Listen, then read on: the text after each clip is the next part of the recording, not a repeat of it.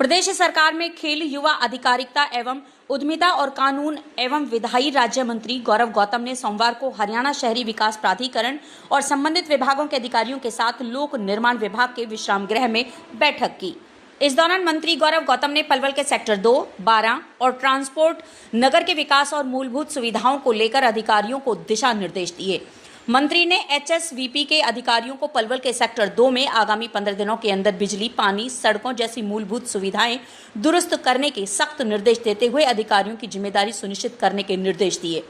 खेल मंत्री गौरव गौतम ने अधिकारियों की बैठक लेते हुए कहा कि पलवल में जाम लगने का मूल कारण शहर में ट्रांसपोर्ट नगर नहीं होना है।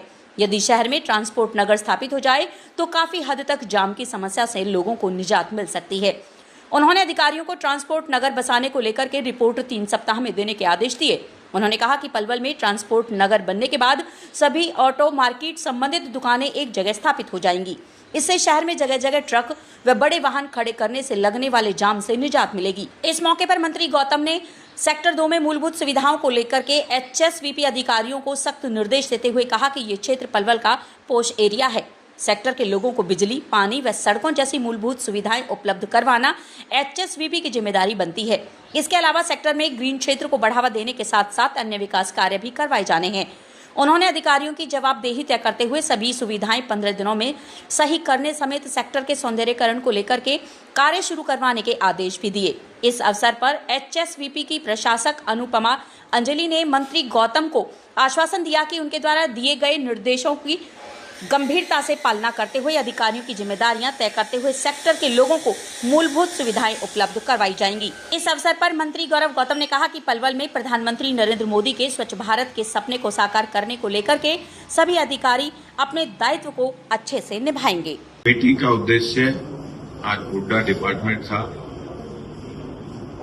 जिसमें हमारे हुड्डा के चलते हुए सेक्टर्स में वहाँ की मूलभूत सुविधाएं अच्छी हो, वहाँ के लोगों को बेहतरीन सुविधा मिल सके।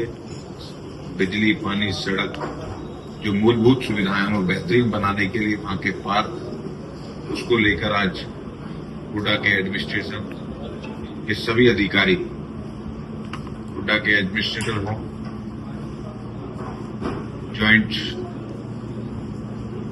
कमिश्नर बैठते शायद, एक्सीएन, SDO, सारे अधिकारियों के साथ पब्लिक हेल्थ, बिजली बोर्ड, जो भी एक हुड्डा डिपार्टमेंट में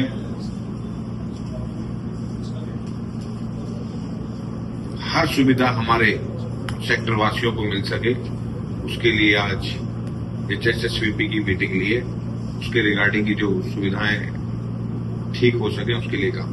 कोई बात अगर आपको आती है मेरे संज्ञान में व्यक्तिगत रूप से भी आप डाल सकते हो, व्यक्तिगत नाम बता के डाल सकते हो, अपने हिसाब से उसके साथ कार्रवाई होगी 100%। मंत्री जी, बिजली विभाग में नकली कागजों से भर्ती हुई थी, वो मुद्दा उठा था लेकिन कागजों में दब के रह गया, क्या आपके पास कोई तथ्य है? बिल्कुल तथ्य है। तथ्य अधिकारियों को देके उस पर कार्रवाई होगी। अगर कोई तथ्य सही साबित होते हैं तो उस पर हम स्वाभाविक रूप से 100% काम करेंगे। गौरव जी, आपकी सरकार यानी कि भारतीय जनता पार्टी सरकार ने आने से पूर्व, सत्ता में आने से पूर्व कहा था कि गाय की हम रक्षा करेंगे, लेकिन पलवल की स्थिति और दूसरी जगह क्या तो है ही है, रोजाना गौ तस्करी हो रही है, गौ हत्याएं हो रही है। नहीं, हम कुछ चीजों पर ये तो नहीं कहते कि 100% बंद हो गई है, लेकिन हमने बहुत हद तक अंकुश लगाया है। और जिस प्रकार से गौ तस्करी पर अभी मैं पिछले कुछ दिन पहले देख रहा था हमारी पुलिस प्रशासन की कार्रवाई, मैं उनको बधाई देता हूं पुलिस प्रशासन के लोगों को। और गौ तस्कर भी इस बात को समझ लें कि अगर वो इस तरीके की करेंगे तो उनकी सजा पुलिस देने के लिए तैयार है। अभी हमारी पुलिस ने एनकाउंटर किया था गौ तस्करों का। अगर ऐसी परिस्थिति आएगी तो इससे भी सख्त एक्शन लेने का काम ये सरकार करेगी।